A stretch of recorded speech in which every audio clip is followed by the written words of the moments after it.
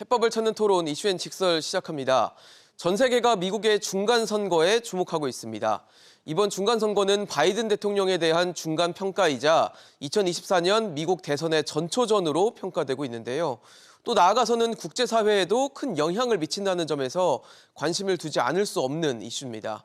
특히 미국의 자국 우선주의 행보와 또 연준의 고강도 긴축 행보 등이 우리 경제에 막대한 영향을 미치고 있는데요. 미국 중간선거 결과에 따라 정책 노선의 변화가 생길지 지금부터 이야기 나눠보도록 하겠습니다.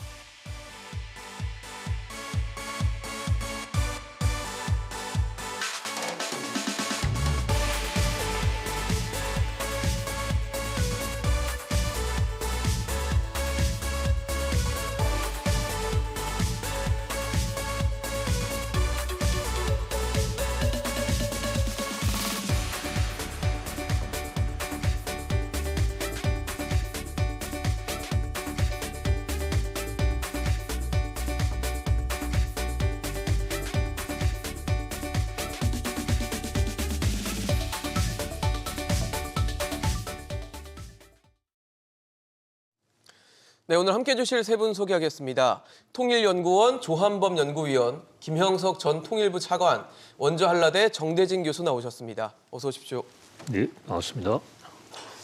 네, 본격적인 이야기 앞서서 우리나라는 뭐 총선, 그러니까 국회의원 뽑는 선거도 있고 또 대통령을 뽑는 대선 이렇게 있는데 미국이 지금 이제 실시하려고 하는 거는 이제 중간 선거라고 합니다. 중간 선거 우리랑 의회 구성도 좀 상원, 하원 이렇게 나눠져 있는 양원제를 채택을 하고 있고 선거는 또 뭐 중간 선거라는 타이틀을 좀 달고 있는데 정대진 교수님, 이 설명을 좀 한번 해주시면 좋을 것 같아요. 우리나라랑은 좀 다른 점도 있고 이렇게 어떻게 보면 현 정권에 대한 중간 뭐 어떤 테스트, 평가들을 하는 자리이기 때문에 어떤 점이 좀 중간 선거의 특징이고 우리나라랑은 좀 어떻게 다른지 설명 좀 부탁드리겠습니다. 법적으로 2년마다 11월 첫째 주 화요일 날 선거를 하게 돼 있습니다. 그래서 매번 어떤 정권이든지 중간 평가를 받게 돼 있어서 그렇네요. 우리가 중간 선거라고 부르는 건데 예. 상하원, 양원으로 돼 있죠. 상원은 100석으로 돼 있는데 그건 지역 대표입니다. 네네. 각 주마다 2명씩이에요. 그 50개 주에서 2명씩 똑같이 인구 상관없이 2명씩 이제 대표로 나오는 네. 거고 하원이 우리나라 국회와 비슷하게 인구 비례로 그 인구 비례에 따라서 이제 각 주마다 조금씩 의석이 달라질 수가 있죠. 네. 그 하원은 435석인데 이게 인구 비례로 각 주에 배분이 되는 거고 상원은 인구가 적든 어쨌든 간에 네. 똑같이 2명씩 주당 지역 2명씩. 대표로 했는데 특이한 게 하원 의원 선거는 임기가 2년이라서 매년 2년마다 계속 전원 435명을 새로 뽑습니다. 아, 완전히 물갈이가 되는 네, 거예요? 예. 근데 상원 같은 경우에는 100명을 계속 뽑는 게 아니라 임기가 6년이에요. 예. 그리고 클래스 1, 2, 3라고 해가지고 세 개로 분류를 처음부터 해놨습니다. 예, 예. 미국이 건국할 때부터. 그래서 클래스 1과 2, 클래스 2와 3, 클래스 3과 1 이렇게 섞어가면서 2년마다 돌아가면서 예. 상원의원 중에 3분의 1씩을 선거를 합니다. 그래서 보통 한 34석 정도씩을 중간 선거 교체가 때마다 되는군요. 교체 뽑는데 중요한 거는 상원의원 선거 같은 경우에는 2명이잖아요. 각 주마다. 그렇죠. 근데 2명이 한 번에 갈리는 경우는 없어요. 아. 이게 다 교체가 되도록 이렇게 시스템을 해놨습니다. 네네. 2명 중에 1명씩을 좀 새로 뽑는 걸로. 그러니까 한 주에 이렇게, 있는 예. 2명의 상원 의원이 한 번에. 번에 새로운 얼굴이 오는 경우는 없다라는 보궐선거가 아닌 이상은 그런지 않은 한 번에 이제 2명을 새로 뽑는 건 없고 계속 이제 그래도 누구 한 명은 남아 있고 누구 한 명이 또 자녀 임기를 채우고 네네. 하면서 이렇게 좀 이렇게 혼재될 수 있도록 그렇게 혼합될 수 있도록 그 시스템은 마련돼 있고 이번에도 역시 똑같이 2년마다 온 2년 전에는 사실 대선이 있어가지고 그렇죠. 잘 좀 가려져 있었는데 이번엔 중간 선거가 굉장히 좀 중요하게 우리가 주목을 하고 있습니다. 아무래도 현 정부 이제 바이든 정부의 임기가 지금 진행 중이고 그 중간에 이제 2년이 돌아오면서 어떤 정권에 대한 평가 성격이 좀 있는 선거다 보니까 많은 분들이 관심을 가질 수밖에 없고 또 전 세계에 이목도 쏠려 있을 수밖에 없는데 조한범 의원님 사실 왜 그렇잖아요. 이렇게 중간 선거라는 게 전통적으로 봤을 때 현직 대통령 또 집권당에는 좀 불리하다 이런 뭐 역사적인 기록들 그리고 또 그런 생각들 편견들이 좀 있는데 이번에도 이런 어떤 전통적인 흐름은 이어질 거라고 봐야 될까요? 만일에요. 예. 그 우리가 5년제잖아요. 네네. 근데 2년 뒤에 대통령 평가하면 어떻게 나올 것 같아요? 보통 뭐 절반 안 나오죠. 회초리를 들지 않을까요? 예, 그렇죠. 네. 그러니까 기대감에서 이제 새 정부를 선택을 했는데 그러니까요. 정말로 특별한 성과가 있거나 음. 정말 전쟁과 같은 이변이 없는 한 그 현 집권 정부가 불리하죠. 왜냐하면은 정부는 성과를 내야 되고 그렇죠. 그다음에 야당은 이걸 물고 늘어지거든요. 그렇죠. 그러면 물고 늘어지는 사람들이 훨씬 더 유리하죠. 왜냐하면 거기다가 그렇죠. 지금은 이제 원래 이제 그 바이든 대통령이 그렇게 뭐 압도적인 인기가 있는 분이 아니었단 말이에요. 거기다 집권하고 나서 코로나, 맞아요. 그다음에 그 유동성 증가로 인한 경제, 그다음에 미국이 제일 싫어하는 게 인플레거든요. 아, 왜냐하면 미국이 대량 소비 사회인데 그렇죠. 그러니까 물가가 높다는 그럼 건 저소득자들도 소비에 별 문제가 없는 월마트에서 근데 지금 뭐 한 끼를 줄여야 되느니 샌드위치 먹 이런 얘기까지 나오고 있거든요. 그러니까요. 그러니까 상황은 절대 불리하죠. 왜냐하면 지금까지 뭐 우리는 외교 안보가 민감한 나라니까 그걸 그렇죠. 중시하지만 미국 국내 정치에서 외교 안보가 결정한 적은 제 기억으로 한 번도 없어요. 아, 다 경제입니다. 역시 아니면 경제. 건강보험 이런 실생활에 그 영향을 미치는 거거든요. 그럼 바이든 입장에서 본다 그러면은 그러니까 역대 거의 현직 대통령들의 무덤이 중간 선거일 수밖에 없는 거죠. 그렇네요. 근데 거기다가 바이든 대통령은 지금 인플레 여건도 안 좋네요. 여건도 안 좋죠. 네. 거기다가 결정적이진 않지만 대외 여건도 안 좋아요. 음, 거기다가 지금 고령이잖아요. 그렇죠. 그렇죠. 고령이잖아요. 나이가 항상 그러니까 얘기가 됩니다. 유권자들에게는 보통 미국은 다음번까지 2번의 기회를 줍니다. 특별한 재선의 경우 아니면 그러니까 4년, 4년, 8년. 근데 바이든 대통령이 일단 물리적 나이가 네네. 유권자들이 볼 때 회의적이거든요. 물론 본인 의지는 강하겠지만 거기다가 트럼프 대통령이 또 그 트럼프 텐덤층이 있거든요. 그렇죠. 그러니까 물론 트럼프 대통령 비호감이 많죠. 이게 뭉치니까 바이든 대통령은 사실 여러 가지 면에서 불리한 거죠. 아, 그렇네요. 그러니까 지금 민주당이 불리하다가 아니라 제가 보기엔 민주당이 선전하는 거예요. 지더라도. 아. 이 정도 여러 변수들을 너무 변수 나쁜 그렇죠. 변수들이 많은데 그럼에도 이 정도면 불구하고 선방하는 거다. 선전하다 이렇게 봐야 될 정도로 민주당 바이든 대통령에겐 좋은 상황이 아니에요. 아, 환경 자체가 좋지 않다라고 해주셨는데 차관님 어떻게 보십니까? 조금 전에 이야기하신 대로 예. 일단은 이제 이번에 중간 선거고 네. 미국은 이제 미국 중심의 이슈를 가지고 이제 다룰 거란 말이죠. 그렇겠죠. 그러면 아무래도 이제 우리도 그렇지만 이제 경제 문제가 기본이죠. 그래서 뭐 코로나19를 포함해서 전체적으로 보면 바이든 정부가 들어서서 이제 자유민주 가치 동맹을 통해서 이제 뭐 전 세계의 어떤 그 새로운 질서를 만들어 보겠다라는 것도 있지만 그 다음에 또 다른 측면에서 보면 이제 경제적 측면에서도 보면 여러 가지 저 갈등 관계를 유발한 측면도 있어요. 어떻게 보면 뭐 이제 중국하고 이제 그런 이제 경제 문제 있고 그 다음에 또 하나가 보면 이제 금년도에 들어서 이제 우크라이나 전쟁 아, 그렇죠. 이거 자체가 이제 안보 문제일 수도 있지만 네. 이제 미국의 입장에서 보면 경제 문제란 말이에요. 그러니까 이제 속말을 말씀드리면 이제 우크라이나 전쟁을 통해서 이제 소위 일종 이제 뭐 군수 분야라든지 이런 분야에 대해서는 긍정적 수가 있지만 네네네.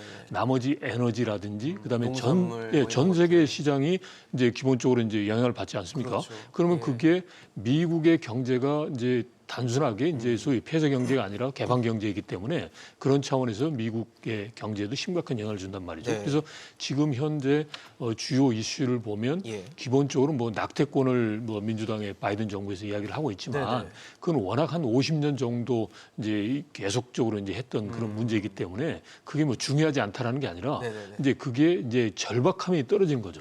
절박함은 결국은 이제 경제 문제하고 그다음에 인플레이션 문제란 말이죠.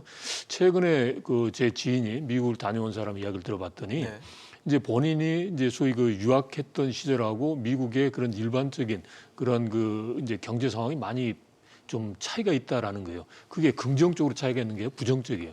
그러니까 이제 큰 도로에서 휴게소에 갔더니 과거에는 그래도 뭐 화장실이라든지 각종 편의 시설이 그런 데로 괜찮았는데 이번에 갔더니 아주 낙후돼 있다라는 느낌을 받았다라는 거예요. 그만큼 이제 미국 경제가 실생활 차원에서 이제 그 어려움이 있기 때문에 아무래도 이제 이번 중간 선거 같은 경우는 이제 그런 경제 문제 그런 네. 집중이 돼서 나오지 않을까 싶습니다. 역시 현 정권에 좀 불리할 수밖에 없는 여건이 그렇죠, 좀 있다라고 그렇죠. 볼 수밖에 네, 없을 네, 텐데 지금 두 분이 말씀해 주셨지만 인플레이션 상황이 뭐 미국은 지금 40년 만에 최악의 인플레이션 상황을 맞이했다라는 숫자들이 계속 나오고 있고 그다음에 뭐 금리를 계속 올리고 있는데 쉽게 잡히지 않는 상황들도 이어지고 있고 그래서 유권자들은 최대 현안으로 지금 두 분이 지적해 주신 경제를 꼽고 있고 경제 아니면 인플레이션 이런 것들을 최대 현안이다. 이걸 어떻게 해결해 줘야 된다는 얘기를 계속 내고 있는데 앞서 차관님 말씀 주셨지만 민주당은 낙태권을 전면으로 내세웠단 말이에요. 이거를 교수님 어떻게 봐야 됩니까? 이게 전략적인 포석으로 봐야 되는 건지 아니면 뭐 판단 미스로 봐야 되는 건지 전 좀 의문이 드는데요.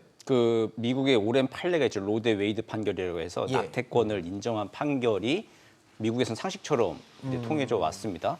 이제 뭐 미국은 판례로 뭐 이게 그게 법령이 되는 나라니까 그 이제 그 법처럼 낙태가 이제 허용되니까 주마다 조금 차이는 있지만 네네. 그런데 이제 이거를 뒤집는 대법원 내 메모가 이제 돌았죠. 6월 달부터. 그래서 그 이 로드 웨이드 판결을 뒤집어서 낙태를 연방 대법원에서 금지시키자라고 하는 대법원 판사들의 의견서 메모가 발견이 됐습니다. 어떻게 보면 상식을 좀 깨는 흐름이 예, 그 동안에 될 수도 이제 있는 그 것들이겠네요. 20세기부터 가지고 왔던 미국이 네네. 가지고 있던 상식 중에 하나가 이제 깨지는. 그러니까요. 그러니까 그 안 개인의 된다. 개인의 신체에 대한 자유는 개인이 결정한다는 게 미국의 이제 그렇죠. 전반적인 상식이었고, 개인주의 자유주의의 생각이었고. 기본 원칙이었는데 그러면 안 된다. 낙태를 하면 안 된다라고 하는 것을 법으로 금지하는 연방 대법원이 그 판결을 이제 뒤집으려고 하는. 그리고 또 지금 연방 대법원 9명 중에 보수가 6명, 진보가 3명이에요.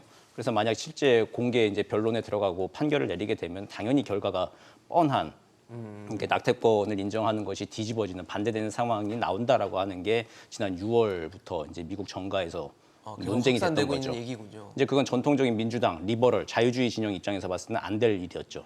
그래서 그 낙태권을 중심으로 해가지고 그 지지층 결집을 이제 시도를 했습니다. 이제 그러던 것이 이제 그러면서 이제 그 공화당은 이제 약간 좀 수세에 밀리는 것 같았습니다. 그러니까 공화당이 이게 그 차지하고 있는 일부 주에서는 낙태를 허용하고 있는데 낙태를 이제 또 금지하고도 있는데 그런 주에서는 또 이제 또 어디 뭐 낙태를 하려고 하면 또 다른 주 찾아가야 되느냐 뭐 하면서 이제 공화당이 약간 좀 수세에 밀리는 듯한 분위기가 연출이 됐는데 8월 달에 FBI가 트럼프 대통령의 자택 압수수색을 했어요. 네. 그때부터 약간 또 반전이 좀 일어납니다. 그래요? 그러니까 트럼프를 중심으로 한 공화당 지지자들이 또 새결집을 시작하면서 6월에 낙태권 이야기가 쟁점이 되기 시작한 거를 가지고 연말까지 좀 끌고 가려고 했던 민주당의 정무적인 전략이 8월에 트럼프 대통령이 자택 압수수색을 당하면서 그러면서 이제 굉장히 혐의가 많이 나왔어요. 압수수색을 통해서요. 심지어 간첩법 위반 혐의까지 나왔거든요. 그래요? 근데 이제 그래서 이제 트럼프는 이제 끝났다라고 이제 판단했는데 9월부터 조금 변화의 조짐들이 나타나면서 오히려 트럼프를 중심으로 한 공화당이 이제 열혈 지지자들이 결집을 하기 시작하면서 지금 선거는 이제 11월 달이잖아요. 그러니까요. 9월, 10월부터 또 반전의 분위기가 생기면서 지금 이렇게 초박빙의 승부가 지금 또 나고 있는 그런 상황입니다. 그럼 어떻게 보면 판단 미스나 뭐 전략적 포석이라는 부분보다는 당연히 생각을 하고 어떻게 결집층을 그렇죠. 어떻게 보면 이제 지지층을? 민심을 예, 예, 모으려고 예. 갔는데 그 방향이 맞긴 했는데 중간에 좀 변수가 생겼다고 봐야겠네요. 그 정치는 생물이라고 하잖아요. 그러니까요. 알 수 없는 일들이 지금 계속 벌어지고 있는 거죠. 예. 조원님 어떠세요? 지금 뭐 낙태권이나 경제냐 이렇게 보면 어떻게 보면 최우선 가치를 두는 부분이 조금 차이가 있거든요. 근데 지금 예. 착시가 있어요. 네네. 이 경제가 50%가 넘거든요. 그럼 경제 50% 넘는 표가 다 공화당 가느냐? 그건 아니거든요. 그건 또 아니죠. 그건 네. 아니거든요.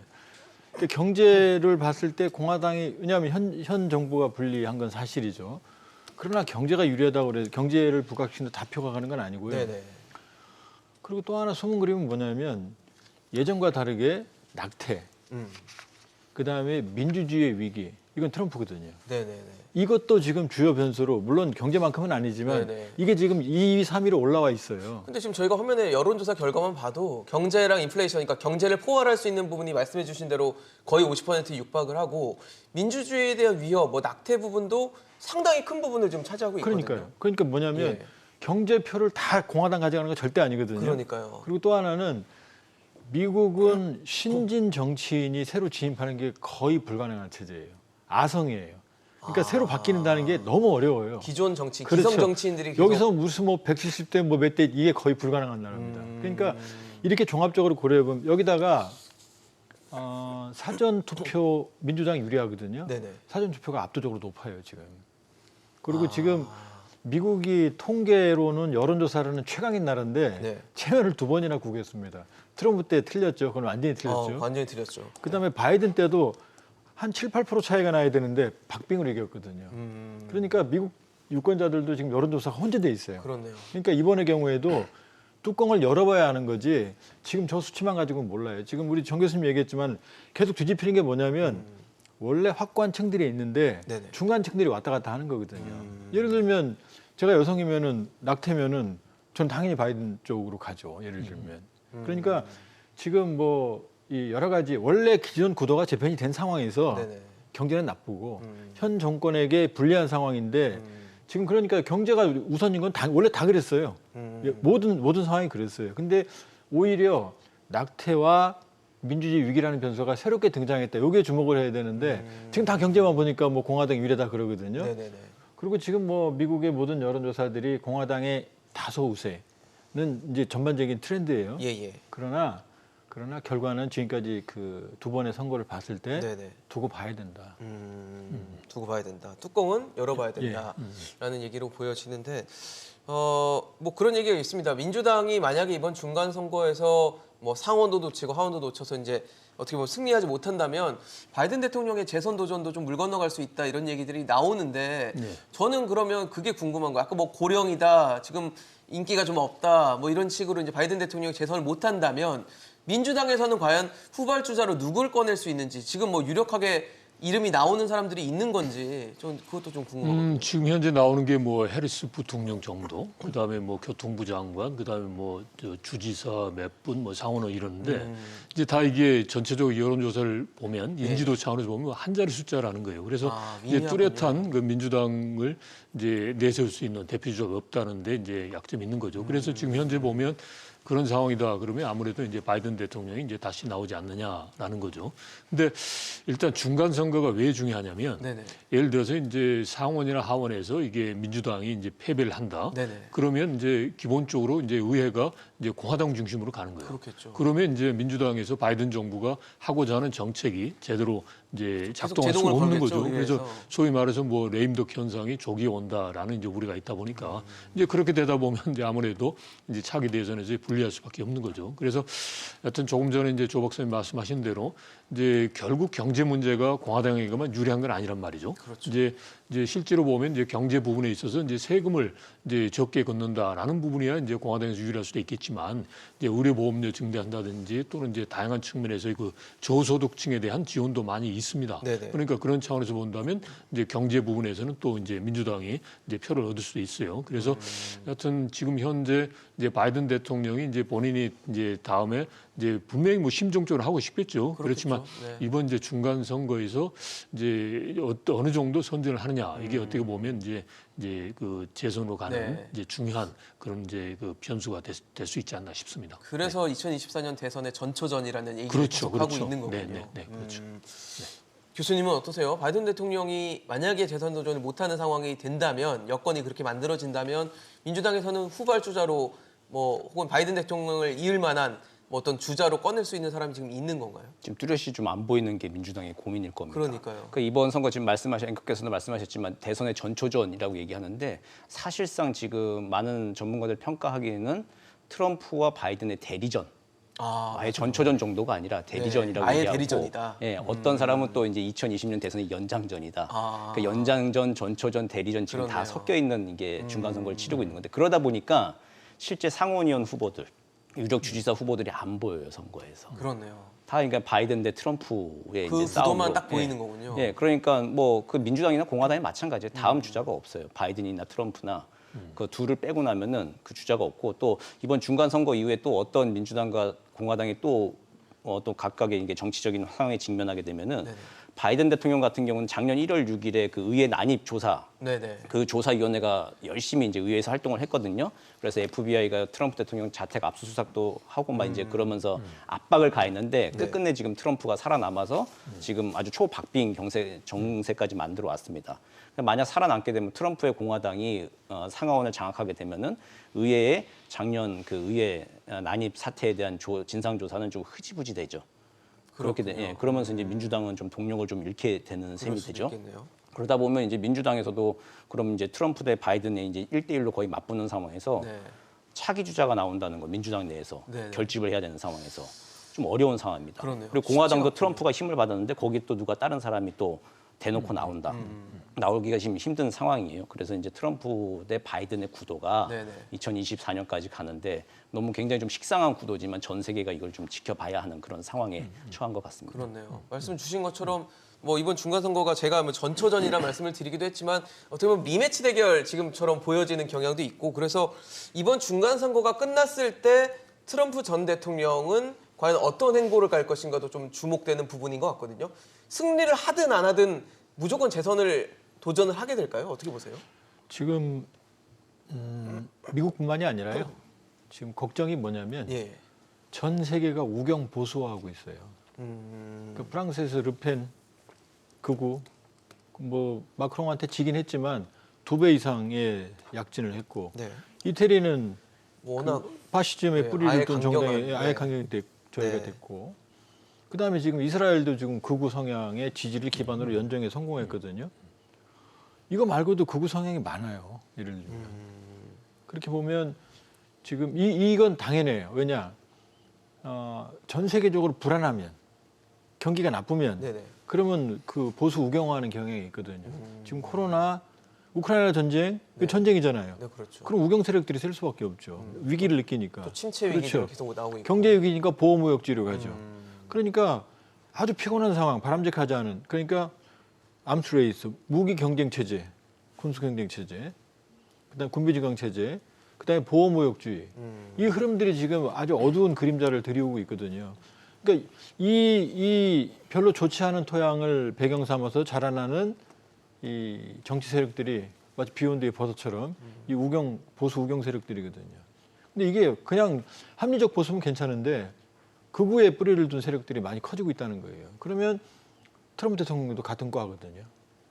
완전히 같지는 않지만. 네네네. 그러면은 사실은 이번 선거에서 진다고 하더라도 트럼피즘이 확산할 수 있는 그런 배경들은 상당히 지금 놓여 있는 거죠. 그러니까 이번 선거에 공화당이 진다고 하더라도 전 트럼프 대통령은 절대 포기 안 할 거예요.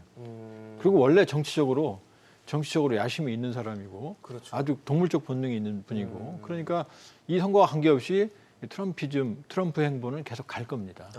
그리고 결과와 무관하게 그렇죠. 어쨌든 등판을 하려고 시도는 계속 할 거란 그렇죠. 얘기네요. 그러니까 정 교수님이 얘기한 바이든과 트럼프의 이 대결 구도 네네. 이건 앞으로 바이든 임기 내내 갈 가능성이 높고 그리고 얘기했던 여러 가지 캐피톨 난입 사태, 의사당 난입 사태, 그다음에 지금 여러 가지 범죄 혐의 이런 것도 그렇게 확 드러나는 것들이 그렇게 많지가 않아요. 그러니까 심증은 가는데 혐의들은 그렇죠. 있는데. 혐의는 있는데 네. 이거 입증하는 과정이 미국 같은 굉장히 어렵거든요. 그러니까 계속해서 이 분쟁 그냥 속에서 질질질질 끌고 가면서 그냥 그런 오히려 그런 위기가 트럼프 대통령을 더 계속 부각시켜 줄 수 있는 그런 그 역설적인 상황도 가능하죠. 그렇죠. 계속 거론되고 계속 수면 위로 그렇죠. 올라와 있을 거니까 어떤 식으로 그러면 트럼프 지지층이 모이거든요. 그렇겠네요. 어떠세요, 차관님? 차관님도 이번 결과가 어떤 결과가 나오든 간에 트럼프 전 대통령은 이제 재등판하는 그런 구도로 갈 거라고 보십니까? 예. 뭐 이번에 이제 중간선거 유세 과정에서 이제 트럼프 이제 전 대통령이 이제 공개적으로 이야기하지 않습니까? 그러니까요. 다시 하겠다. 그리고 뭐 모자도 보면 뭐 다시 또 미국을 또 위대하게 만들겠다라는 세이브 아메리카 거니까. 걸고 이러기도 하더라고요. 그래서 네. 근데 이제 보면 트럼프 대통령이 이제 그 연임을 하지 못하고 끝나버렸잖아요. 그리고 본인의 입장에서는 뭐 어떻게 보면 이제 연임을 해서 계속 또 한 8년 정도 미국의 대통령을 하고 싶어하는 그런 욕망이 과거에 있었다라는 거죠. 그래서 이제 그런 것도 작용을 해서 이제 분명코 할 것 같습니다. 그리고 지금 현재 들어보니까 뭐 공화당 쪽에서 이제 다른 뭐 그 소위 그 유력 주자 그 자체가 이제 등판하고 있지 못하는 상황이고 이런 상황에서 뭐 지금 트럼프 대통령이 다시 또 등판하는 것은 거의 확실하지 않나 싶습니다. 네. 사실 트럼프 대통령, 그러니까 전 대통령 같은 경우는 뭐 차기 대선 경쟁자, 당내 경쟁자로 꼽히는 그 론 디센티스 플로리다 주지사에 대한 견제를 계속하는 발언들을 막 하더라고요. 그래서 뭔가 자신이 없을 때 자신을 대체할 수 있는 유력 주자로 견제를 하고 있다라고 봐야 되는 건지 그렇게 되면 나중에 당내에서 이런 구도로 또 가서 트럼프 대통령이 뭐 못 올라가는 그런 상황도 우리가 그려볼 수 있는 건지도 좀 궁금하거든요. 예, 그 지금 당내 플로리다 주지사가 그나마 좀 합리적이고 그리고 공화당에서도 좀 엘리트층이 조금 표를 주기에 적합한 인물로 얘기가 되고 있어요. 근데 이제 차기 대선 후보 적합도 지지도 조사라면 트럼프 같은 경우에는 거의 50% 육박하게 나오고 많이 나오네요. 이 플로리다 주지사 이 사람은 아직 두 자릿수 초반대 10%, 15% 아직 이렇게 나옵니다. 그래서 한 3배 이상 좀 차이가 나기 때문에 지금 상황에서는 굉장히 뭐 어차피 트럼프로 이제 가는 결집될 거다. 수밖에 없네. 그렇게 가는 거다라고 지금 생각들을 하고 네. 있고. 근데 왜 이렇게 견제를 해요? 발언들도 계속 뭐 타겟팅하는 것처럼 얘기하고 약간 깎아내리고 이런 얘기들을 하더라고요. 예, 그 전통적인 공화당의 가치를 보면 공화주의를 바탕으로 해가지고 그나마 이제 백인 보수층들을 이렇게 결집시킬 수 있는 합리적인 가치들이 굉장히 좀 많거든요. 그리고 전 세계에서 봤을 때도 안정감이 있는 우리가 생각하는 미국의 가치를 이야기하는 게 공화주의자들이 얘기하는 것들이 좀 많이 있습니다. 그럼에도 불구하고 그걸 이제 대변하는 사람이 지금 디센티스 플로리다 주지사 같은 사람이에요. 근데 이 사람 표를 가지고는 트럼프 대통령이 자신의 전통적인 집결층의 백인 남성 뿐만 아니라 이번 선거에서 중요한 표심 드러나고 있는 게 또 백인 여성 표심이거든요. 이게 백인 남성 표심이 16년도 20년 대선에서 굉장히 트럼프를 지지하면서 중요한 네네. 러스트벨트의 이 아주 이제 그 분노한 백인 남성들 이제 그게 중요한 표심이었잖아요. 근데 이번에 묘하게 좀 여론의 흐름을 좀 바꾸고 있는 게 백인 여성 중산층표입니다. 아, 그래요? 예, 백인 여성 중산층표가 경제, 물가 문제에 있어서 굉장히 좀 민감하게 예민하죠. 예, 반응을 하면서 민주당으로 등록한 사람도 트럼프한테 호감을 느낀다라고 이야기하는 사람들이 공공연하게 지금 좀 생기고 있어요, 미국에. 아, 그래요? 그런 사람들까지 이제 확보를 하기 위해서는 전통적인 이 공화당의 가치를 주장하는 합리적인 공화당원들의 세를 소수세로 만들어버려야 되는 게 지금 트럼프의 전술인 것 같아요. 그래서 이제 이거는 과거 공화당이고 트럼프의 공화당이 지금 미국에 맞는 새로운 네네. 공화당이다라고 하는 걸로 해가지고 전통적인 자기 러스트벨트 분노한 백인 남성들 표 플러스 백인 중산층 여성들의 표 이렇게 얻어서 다음 대선까지 가려고 하는 이제 그러다 보니까 과거의 전통적인 공화당 세력은 이제 소수 세력으로 만들려고 하는 전술을 지금 구사하고 있는 게 아닌가 이렇게 판단됩니다.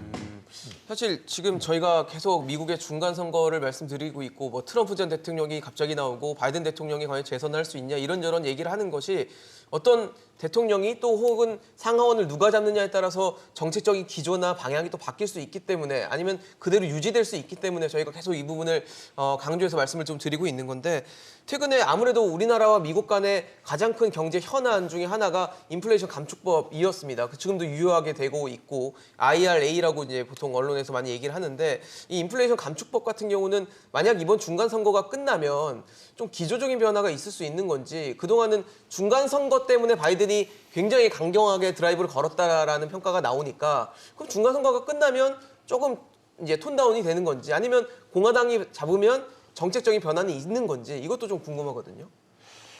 뭐 우울한 평가를 해서 뭐 제 전망이 틀렸으면 좋겠습니다만 네네. 누가 돼도 큰 변화는 없을 겁니다. 왜냐하면 지금 계속 저희가 말씀드리는 얘기가 미국 유권자들은 이념 이런 거 관계없이 경제적인 나한테 어떠한 이득이 돌아오느냐 유리한 그렇죠. 것이다. 내 일상 지금 백인 여성 유권자가 뭐냐면요. 결국 안정적인 소비를 하던 사람들이거든요. 그렇죠. 근데 이 사람들이 인플레이션으로 위기를 맞으니까 당과 관계없이 트럼프가 강경하니까요. 그런 흐름을 나타나는 거거든요. 근데 이 IRA라는 게 인플레이션 감축법이라는 게 네. 결국은 경제 문제, 경제 위기를 해결하기 위한 특단의 조치거든요. 맞아요. 그런데 이걸 선거가 결과가 나온다고 그래서 바꾼다? 가능성이 없죠. 그러니까 IRA라는 것의 핵심은 미국을 우선주의하는 그럼요. 미국에서 모든 걸 생산하고 미국 경제를 만들려고 하는 살리기 건데. 위한 극단적인 그렇죠. 법이 일자리도 여기서 창출하라는 그렇죠. 건데. IRA인데 네. 그런데 거기다 특히 한국만을 위해서 한국의 수정한다. 문제를 해결하기 위해서 이 문제를 네. 물론 이제 한국이 우방이고 우리 반도체 배터리에 막대한 그 수혜를 보고 있기 때문에 우리를 배려하지 않을 수는 없죠. 네네. 그러나 우리의 문제를 해결하는 거에 그 방점을 두고 법을 고친다는 건 사실은 미국의 그동안 관행으로 본다 그러면 쉽지는 않습니다. 그러니까 자국민 미국의 어떤 이득을 보는 거지. 뭐 그래줬으면 좋겠는데 네네. 그 여러 가지 관행이나 여러 가지 현재 그 상황을 봤을 때 쉽지 않습니다. 상황이. 한국은행도 뭐 이런 정책적인 전환 가능성 좀 낮다라고 보고 있는 것 같아요. 그러니까 현실적이지 않다라고 보는 것 같은데 차관님 어떻게 보십니까? 뭐 제가 보기에는 이제 미국 자체가 기본적으로 이제 그 어떤 절차 그리고 또 기존의 합의를 존중하는 거기 때문에 이게 이제 비록 이제 민주공화로 이제 나눠져 있지만 기본적으로 이제 미국 경제를 살리겠다라는 그런 취지에서 이제 이 법안이 이루어졌기 때문에 네네. 이번 선거 결과와는 이제 관계없이 그대로 될 가능성이 높지 않겠나 싶습니다. 네. 어쨌든 IRA는 쉽게 변하지 않을 것이라는 얘기를 해주셨는데 사실 뭐 정부가 누가 이제 미국에 잡느냐에 따라 또 우리나라는 한반도의 뭐 비핵화나 이런 한반도 평화 프로세스가 항상 걸려 있기 때문에 대북 정책에 대한 관심도 좀 커요. 저희는 큽니다. 미국은 어떤지 모르지만 우리는 대북 정책이 어떻게 될지도 궁금하고 최근에 북한이 또 미사일을 계속 쏘면서 도발을 하고 있기 때문에 과연 중간 선거 결과가 대북 정책엔 또 어떻게 영향을 준다라고 보십니까? 이게 참 안타까운 일인데 네네. 이게 이번 중간 선거가 아무리 이제 국내 선거긴 하지만 그나마 좀 그 대외 정책 얘기들이 조금씩 이슈가 됐거든요. 근데 이번처럼 아예 무대에서 사라진 적은 저도 거의 처음 처음 보는 그래요. 것 같아요. 뭐 짧게 좀 봤지만. 아예 거론 자체가 안 되는 예, 거의 이슈가 뭐 안 되는군요. 이번에 한번 기억해 보시면은 미국의 중간 선거가 국내에 보도되는 양을 한번 좀 생각해 보세요. 보도를 많이 접한 기억들이 많이 없으실 거예요. 그 왜냐하면 얘기가 안 되고 있으니까 보도가 특별히 또 안 되고 있는 거거든요. 네네. 그러니까 미국 내 경제, 인플레이션, 그렇죠. 뭐 아까 예. 낙태 뭐 이런 것만 하지. 예. 외교 안보 이런 건 좀 없는 것 그 같아요. 우리가 직결된 남북 관계, 한반도 이슈 같은 것들은 거의 좀 사라져 있는 상태고 만약에 이제 그 뭐 공화당이 다시 뭐 이제 상하원을 잡는다 하더라도 크게 좀 바뀔 경우는 좀 없을 건데 이제 누가 더 덜 강경하게 가느냐, 덜 강경하냐, 더 강경하냐 문제지 강경 기조로 가는 거는 좀 비슷할 것 같아요. 이제 변수는 뭐냐면 중국과 대만 관계의 관리. 그러니까 지금 같은 경우는 민주당 같은 경우는 지금 많은 전문가분들은 신냉전 리버럴이라고 부릅니다. 그러니까 민주당의 리버럴 자유주의자들인데 네네. 신냉전 시대의 리버럴들은 뭐냐면은 뭐 자유의 가치로 관용과 포용으로 함께 가자 이제 이런 게 아니라 적국을 더욱더 강하게 몰아붙이자. 공화당의 매파라고 원래 이게 우리가 인식들이 있는데 예. 그 매파보다도 더욱더 강하게 몰아붙이는 게 냉전 리버럴. 옛날 60년대 나타났던 민주당의 냉전 리버럴 세력이었거든요. 근데 그게 지금 60년 돌아서 다시 신냉전 리버럴로 표현될 수 있을 만큼 그 세력들이 지금 그렇게 좀 이념적으로 지금 네. 뭔가 좀 탈색, 윤색, 세탁을 좀 하고 지금 그렇게 행동을 하고 있죠. 그러니까 인플레이션 감축 법안이 아니면 대중국에 대한 강력한 압박이니 압박이 수위가 굉장히 좀 높아지잖아요. 그러니까요. 트럼프 때 기억해 보시면은 그냥 미국과 중국이 무역 전쟁하는 거였어요. 그렇습니다. 그러니까 트럼프가 얼마만큼 또 이렇게 뭐 관세를 때릴까 맞아요. 이제 그거 지켜보고 전 세계는 나한테 미칠 영향이 뭔지 이렇게 보는 거였는데 바이든 때는 조금 더 다르죠. 영역이 더 넓어진 느낌이라 해야 될까요? 중국을 때리면서 우방국들한테 내 뒤에서 나 따라와라고 얘기하고 있잖아요. 맞아요. 그리고 그것도 글로벌 공급망이라고 하는 걸 글로벌 국무부 중심으로 자세히 조사해서 하나하나 끊어나가는. 그러니까 트럼프 때는 그냥 말펀치를 날렸다면 네. 바이든 대통령은 하나하나 조사해가지고 맞아요. 지금 중국을 연결고리를 향하는 길을 끊어놓는 끊고 있어요. 거죠. 그게 신냉전 리버럴들이 아주 강하게 압박을 하고 있는 것이거든요. 그래서 중국을 압박하고 있는 것인데 공화당이 들어섰을 때 과연 어떻게 할 것인가. 그런 미국에 대해서 지금 중국은 대만의 무력 통일도 불사하겠다 그러면서 전선을 안겨주겠다 하는 거죠. 그러니까요. 근데 이제 그렇게 하고 있는 데에서 공화당이 만약에 이제 또 이게 상하 양원을 잡는다. 잡았을 때 네. 일단 공화당이 야당인데 잡았으면 어떻게 바이든의 외교 정책에 초당적으로 협력을 할까요? 글쎄요. 잘 안 계속 하겠죠. 견제하고 예. 제동을 걸고 이러지 않을까요? 예, 견제하면서 이제 그 대중국 압박 정책이 잘 안 통하도록 뭔가 발목을 잡고 하면은 네네. 그러면서 이제 북한에 대해서 이제 지금 바이든 행정부에서 거의 아무런 입장이 없다시피 한 거에 대해서 트럼프의 유산을 가지고 뭔가 북한에 대해서 뭔가 또 말을 걸기 시작한다. 이게 오히려 또 중국을 더 압박하는 것이다. 중국의 발목을 제기해서 더 강한 압박책이다라고 하면서 이제 공화당이 만약 이제 그런 식의 이야기를 편다라고 했을 때는 또 한반도의 상황에서도 또 공화당발 또 이제 한반도 훈풍에 대한 이야기 나올 가능성은 배제할 수 없어요. 우리 예상과는 다른 결과입니다. 네네네. 이제 그런 가능성도 없다라고는 볼 수 없겠는데, 근데 네. 어쨌든 외교의 키를 잡고 있는 건 지금 현 행정부라서 그렇죠. 아마 한 2년 동안 그 의회에서 워싱턴에서 옥신각신하다가 우리도 좀 뭐 맨날 비판의 소리가 나오지만 미국도 지금 초당적 외교가 잘 되고 있는지 모르겠어요. 잘 안 되면서 한반도에 큰 변화 없이 지금 현상 유지가 좀 네. 갈 것 같은 이런 상황이 계속 유지될 것이다. 그럴 것 같습니다. 조원모 의원님, 사실 지금 뭐 북한이 미사일을 계속 쏘고 뭔가 도발을 계속하면 하니까 그런 얘기도 나옵니다. 7차 핵실험 뭐 이제 시도하는 거 아니냐. 근데 뭐 물론 이제 정부에서는 지금 그런 기조가 보이진 않는다 아직. 그런 뭐 감지되지 않았다라고 하지만 언제든 할 수 있는 거 아니냐는 위험성도 좀 있거든요. 어떻게 보세요? 그게 3월부터 얘기입니다. 네. 전 지금까지 당분간 안 한다고 계속 그런 입장을 견지해왔거든요. 지금 북한이 핵실험한다는 근거는 풍계리 핵실험장을 복구했기 때문이고 곧 핵실험한다는 얘기는 주로 어디서 나왔냐면 미국에서 나왔어요. 지금 바이든 행정부의 이 정책적 우선순위를 보면 북한 문제는 안 보여요. 맨 위에 우선순위로 봤을 때는 그렇죠. 맨 뒤에 있는 내부 경제, 시기에, 예. 그다음에 우크라이나, 대만 이런 거지 북한 문제는 우선순위 없어요. 트럼프 대통령은 2018년 6월 6일 싱가포르에서 2019년 630 판문점 회동까지 1년 동안 3번 김정은을 만났거든요. 네. 근데 바이든 정부 지금 곧 조만간 2년 돼 가는데 실무 접촉 한번 못 해봤거든요. 못 해보고 안 해본 거예요, 사실은. 그런데 왜 핵실험에 이렇게 신경을 쓰느냐? 북한의 입장에서는 핵실험이 그렇게 중요하지 않습니다. 왜냐하면 이미 6번 핵실험했기 때문에 네네. 그것도 2006년부터 2017년까지 무려 6번을 각종 다 했어요. 몰아서 했죠. 네. 뭐 최근에 뭐 전술핵 걸었는데 전술핵에 해당하는 시험은 3번째 했어요. 그때 소형화, 경량화라고 했거든요. 그럼 북한의 입장에서는 지금 중요한 건 7차 핵실험보다는 지금 각종 발사하는 발사체 있죠. 네네. 여기에 핵탄두를 실 핵탄두를 만들어내는 게 더 급한 일이에요. 아, 미사일에 실을 핵탄두를 그럼요. 말씀하시는 거죠? 향후에 네네. 이 핵무기의 질적인 고양을 위해서는 추가 핵실험이 필요하고 미국도 뭐 1000번 이상 했지만 북한의 입장에서는 핵물질 증대와 핵탄두 제조가 더 시급한 일이거든요. 근데 미국 입장에서는 북한이 핵실험을 하면 이제 골치 아프거든요. 전 세계적인 이슈가 되고 미국이 개입해야 되거든요. 그러니까 그냥 북한이 사고만 쳐주지 않았으면 하면서 계속 핵실험을 못하게 압박을 해온 거예요, 사실은. 그러니까 정말로 급했다고 그러면 북한이 벌써 핵실험 해야죠.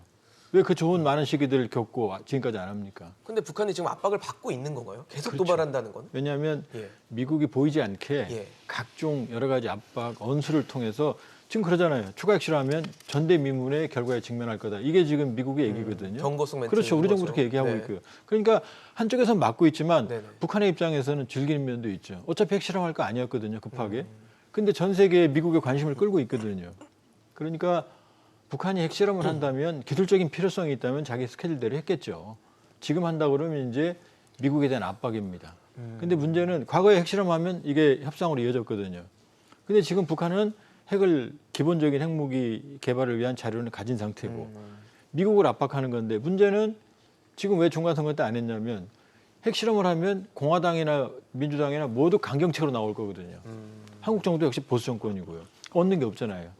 그러니까 핵실험을 언제 하느냐는 북한의 정치적 목적, 충정요법으로 이 카드를 쓸 거냐 말 거냐. 그리고 한다면 한 번에 안 끝나고 여러 번에 걸쳐서 할 거예요, 압박으로. 그러니까 한반도 정세에 달린 거지 지금 북한의 기술적 필요성은 아니다. 네네. 그렇게 보면 지금 뭐 현실 가능성은 지금으로서는 낮다고 봐야겠네요. 그러나 이제 정치적 판단을 하면 전략적 판단을 하면 그때 하겠죠. 그러니까 중간 선거와는 관계없다. 그러니까 바이든 정부가 어떤 식으로 북한이 원하는 협상 조건을 제시하느냐 여기에 달린 거지. 그러니까 향후 한반도 정세에 달렸다 이렇게 봐야 돼요. 북한의 핵실험은. 근데 사실 최근에 좀 뭐 의아하다고 해야 될까요? 좀 이상했던 게 있었던 게 북한이 지난 2일에 울산시 앞바다 쪽으로 이제 그 전략 순항 미사일 2발을 쐈는데 그게 만약에 맞다면 이제 뭐 NLL을 침범했다 이런 얘기가 있는데 북한은 쐈다 그러고 우리는 또 뭐 포착된 게 없다라고 얘기를 하니까 우리 군의 말을 믿긴 믿을 텐데 이걸 어떻게 봐야 되는지 좀 뭐 기만 전술을 쓰는 건지 어떻게 봐야 됩니까 이건? 기본적으로 그동안 이제 일단은 이제 우리 국방부에서 이제 그 사실과 다르다라고 했지 않습니까? 네네. 그래서 이제 그쪽에 중심을 두고 우리가 생각하는 게 옳을 겁니다. 왜냐하면 네. 이제 국방부 하는 게 아니라 이제 미국과의 그 정보 자산 모든 걸 종합해서 하는 거기 때문에 그러니까요. 이제 그런데 이제 왜 북한이 이렇게 나왔을까? 그 동안에는 이제 북한이 이제 했을 때는 그랬단 말이죠. 이제 소위 말을 안 했으면 안 했지 거짓말을 하지 않는다라는 건데 네네. 지금 이게 이제 실제로 쏘지 않았는데 쐈다라고 하는 것은 이제 거짓말하는 거란 말이죠. 그렇죠. 그럼 탐지된 게 없다고 했거든요. 그렇죠. 우리는. 그 이유는 뭘까? 그거는 이제 기본적으로 이제 기만 전수도 있지만 이걸 통해서 일종의 위기감을 조성하려고 하는 거죠. 그러니까 지금까지 북한은 이제 한국에 대해서 이런 이야기를 했습니다. 이제 자신들이 어떤 무기를 개발하는 이유는 이제 기본적으로 이제 소위 그 대한민국의 국민들도 보호하기 위한 것이다라는 게 자기들이 그동안에 이제 줄곧 얘기해 왔던 거거든요. 그런데 최근 들어서 보면 그렇게 하진 않아요. 이번 보면 지금도 보면 지난번에 그 울릉도 그쪽으로 해서도 이제 탄도미사일 쐈지만 이번에는 이제 순항미사일을 통해서 이제 쐈다라는 거 아니에요? 그러면 이제 우리를 기본적으로 타격으로 삼고 있다라는 거고 그 다음에 이제 김정은 이제 위원장이 전술핵 운용부대 시험과 관련해서 이야기할 때도 보면 우리의 주요 군사 지휘 시설을 타결하기 위해서 시험했다라고 이야기를 합니다. 그러니까 공개적으로 이제 북한이 이제 대한민국을 적으로 생각하고 있다라는 거죠. 그러면서 이제 적에게 위협을 가하는 것 이것 자체를 일종의 미국을 움직이기 위한 이제 수단으로 활용한다라는 거죠. 이제 이게 어떻게 보면 우리로서는 심각한 상황 같아요. 지금 현재 이제 국방부하고 나서서 기본적으로 북한의 그런 어떤 무력 시위에 대해서 단호히 대응을 하지만 네네.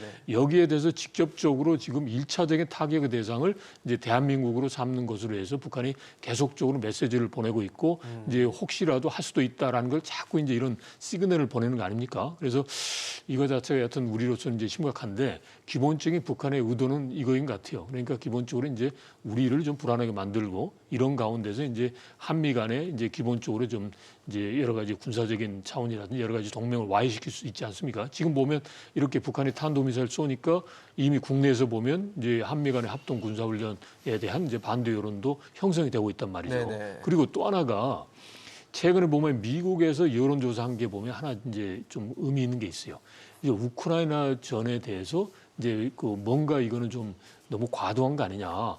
그리고 이거 자체가 미국이 개입하는 게 좀 부담스럽다라는 이제 여론조사 한 30% 정도 나온 게 있어요. 그건 미국 국민들의 목소리인 그렇죠. 거죠. 그러니까 예. 이제 한국에서도 이런 소위 이제 군사적으로 이제 북한이 이렇게 이제 무력 시위를 했을 때 이제 뭔가 불안과 거기에 따라서 좀 유화적인 그런 분위기 조성하는 이제 목적도 있지만 미국 내에서도 그런 게 있단 말이죠. 그러면 조금 전에 조 박사님 말씀하신 대로 지금 미국은 조건 없는 대화다라고 하지만 사실상 북한에게 이제 소위 유인이 될 수 있는 유인책은 제시는 안 하고 있어요.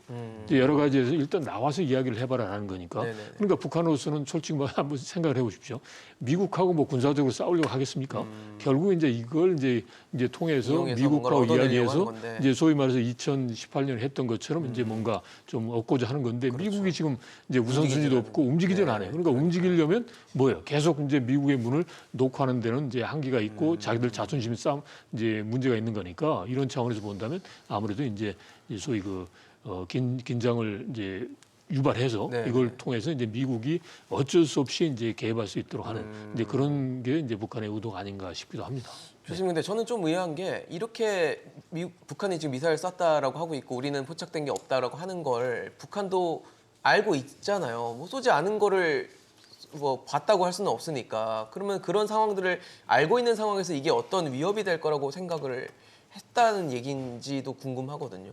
그 북한의 대내 보도였다는 점에 좀 우리 주목을 해야 될 것 같아요. 그동안에 북한의 이제 그 군사 행동이 됐을 때 그 일일자로 계속 다음 날 대내 보도를 하지 않고 그냥 대외 매체로만 이제 그 공격을 하고 또 군사 행동을 하고 지난주 그렇게 했잖아요. 네네. 그러다 이제 모아서 대내 매체 이제 보도를 이제 어제 한 것이죠.